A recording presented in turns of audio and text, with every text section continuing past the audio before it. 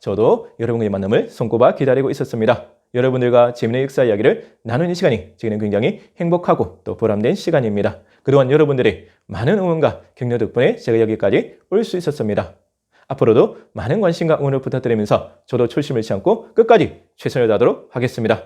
오늘은 지난주에 이어서 신라 삼국통일의 결과와 영향, 그 의의에 대해서 한번 알아보도록 하겠습니다. 먼저 이 신라의 삼국통일에 대해서는 굉장히 극과 극의 평가가 존재하고 있습니다.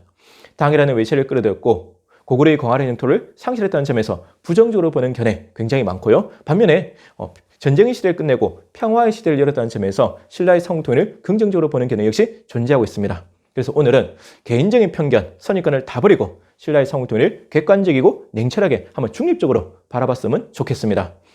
어떠한 사건의 인물도 공과과 또 빛과 그림자, 또 긍정적인 면과 부정적인 면이 동시에 존재할 수밖에 없죠. 신라의 삼국통일 역시 마찬가지입니다. 그러면 신라 삼국통일의 긍정적인 면은 무엇이 있을까? 제 개인적인 견해는 먼저 오랜 전쟁의 시대를 끝내고 평화의 시대를 열었다. 이것이 가장 긍정적인 면이 아닐 거라는 생각을 하게 됩니다. 그동안 고구려 백제 신라는 수백 년 동안 오랜 전쟁을 벌였고 그 전쟁 과정 속에서 백성들의 삶은 피폐해지고 민생은 도탄에 빠졌으며 많은 인명이 살상당했습니다. 이러한 전쟁의 시대를 끝내고 평화의 시대를 열었던 것만큼 좋은 영향은 없었겠죠. 게다가 고구려 백제 신라가 삼국통일을 계기로 이제 하나가 되는 계기가 되었습니다. 이제 한민족이라는 동족 의식이 생기고 고구려 백제 신라의 문화가 어우러지면서 한 단계 더 도약하고 발전하는, 그래서 우리가 흔히 통일신라 문화라고 이끌어내는 화려하고 아름다운 문화를 꽃필 수 있는 그 계기, 그 기틀을 바로 삼국통일이 마련했다고 볼 수 있겠죠. 그래서 이후에 문무왕, 신문을 거치면서 100년간 이어지는 이 통일신라 시대의 황금시를 열었다는 점에서 신라의 삼국통일을 긍정적으로 평가할 수도 있는 것이죠. 그럼에도 불구하고 부정적 견해가 관점이 훨씬 더 많은 게 사실입니다. 왜 그럴까? 먼저 당이라는 외세를 끌어들였죠. 자주적인 통일이 되지 못했습니다. 이 점은 두고 아쉽고 또 비난받아 마땅한데 우리가 역사를 볼 때 현재적 관점에서 보지 말고 그 동시대의 관점에서 한번 보는 연습도 필요합니다. 그 시대의 사람의 입장이 되어보는 것이죠. 그렇다면 이 신라의 선택과 입장이 어느 정도 이해되는 부분도 있습니다. 왜냐하면 신라는 삼국 중에서 가장 최약소국이지 않습니까? 고구려 백제라는 강대국이 손을 잡고 신라를 동시에 압박하는 상황 속에서 신라가 선택할 수 있는 것은 살아남기 위해서는 생존 전략인 것이죠. 바다 건너 당나라랑 손을 잡는 방법밖에 없었습니다. 뿐만 아니라 이 당이라는 외세를 끌어들였다고 욕을 하는데 지금 우리 현재적 관점에서 볼 때는 고구려 백제 신라가 한민족이지만 당시에는 한민족이라는 개념 자체가 아예 없었습니다. 고구려 백제 신라는 각기 다른 나라였던 것이죠. 그러니까 신라 사람들이 볼 때는 고구려 백제도 당나라처럼 그냥 이웃나라, 적국, 그냥 다른 나라일 뿐입니다. 따라서 고구려 백제에 맞서서 신라가 당을 끌어들인 것 자체를 그 당시 사람 관점을 볼 때는 외세를 끌어들였다고 보기에는 좀 어렵다는 것이죠. 이렇게 역사는 좀 그 시대의 관점에서 바라볼 필요도 있다고 저는 생각합니다. 그럼에도 불구하고 이 신라의 삼국통일이 두고 욕을 먹는 가장 큰 이유는 뭐냐면 바로 고구려의 광활한 영토를 상실했다는 것이죠. 그렇지 않습니까? 서기 648년 나당 동맹이 결성될 때 신라는 이미 대동강 이북 땅을 당나라에 넘겨주기로 약속했지 않습니까?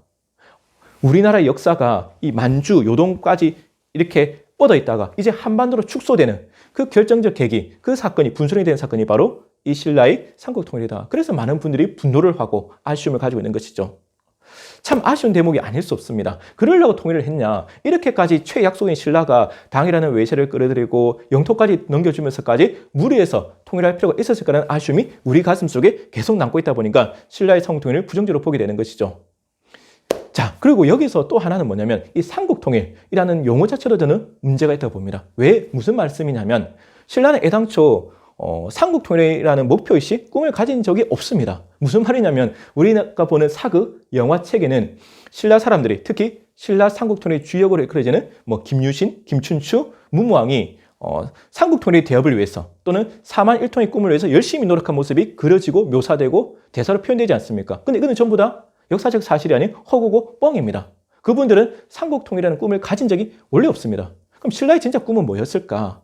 신라의 가장 오래된 원수고 적국이었던 백제를 멸망시키고 백제의 영토를 병합하는 게 목적입니다. 고구려라든지 또는 더 나아가서 삼국통일에는 관심 자체가 없었던 것이죠. 그랬는데 어느 순간 이분들이 마치 삼국통일 꿈을 위해서 열심히 노력한 것처럼 그려지고 있는 것이죠. 이거는 역사적 사실이 아니다. 그래서 우리가 앞으로 이 삼국통일이라는 용어 자체도 우리가 조금 고민할 필요가 있다고 저는 생각합니다. 그러다 보니까 이 신라의 삼국통일 굉장히 부정적 견해가 제가 많다고 말씀드리지 않았습니까? 일제강점기 때 우리가 존경에 맞지 않는 민족주의 사학자자 또 독립운동가였던 그 유명한 단재 신채호 선생께서는 이 김춘추, 김유신 그리고 그들이 계승했던 김부식을 굉장히 나쁜 사람으로 그러고 있습니다. 신채호 선생이 제일 싫어했던 사람 중에 하나거든요. 왜냐하면 이 사람들이 사대주의자였고 사대주의 병균을 우리나라에 퍼뜨렸고 이 사대주의 병균 때문에 조선이 망했고 우리가 일제강점기로 떨어졌다. 지금 우리가 나라를 잃고 일제식민지가 된 이유가 근본적인 원인이 바로 김춘추, 김유신 그리고 그들을 계승했던 김부식한테 있다고 본 것이죠. 그만큼 부정적으로 보는 것이죠. 아마 여러분들도 단재 신초희 선생의 견해에 공감하는 분이 많을 겁니다. 물론 역사적 팩트는 정해져 있죠. 사실의 관계는 변하지 않습니다. 근데 그 사실을 놓고 바라보는 다양한 관점이 존재하고 이러한 관점은 존중되어 마땅하죠. 나와 생각이 다르다고 나와 관점이 다르다고 해서 그 사람을 배격하고 너는 틀렸다고 얘기한 것은 잘못된 겁니다. 지금도 제가 신라 삼국통일의 의에 대해서 말하고 있지만 이것은 정답이 없어요. 제 말이 옳은 건 아니거든요. 제 말은 지극히 제 개인적인 주관적인 견해일 뿐입니다. 여러분도 여러분 나름대로 생각이 있을 겁니다. 그렇지 않습니까? 신라를 두둔하고 또 신라를 긍정적으로 보는 분도 계실 테고 반면에 신라를 정말 신채호 선생처럼 쓰레기 같은 나라, 정말 나쁜 나라, 사대주의 국가 이런 나라 볼 수도 있는 것이죠. 여러분들이 오늘 강의를 마치면서 각자 차분하게 냉정하게 한번 신라의 삼국통일에 대해 한번 생각해보는 시간을 가지셨으면 좋겠습니다. 오늘 강의는 어쨌든가 여기서 마치도록 하고요. 다음에는 이 신라 삼국통일의 주역이었던 문목에 대해서 한번 알아보도록 하겠습니다. 제가 항상 여러분들께 드리는 말씀이 있죠.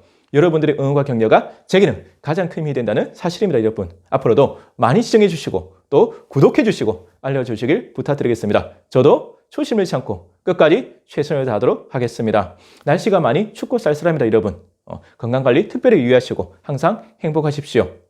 자, 오늘은 여기서 마치도록 하겠습니다. 지금까지 항우사 전문 강사 강재민이었습니다.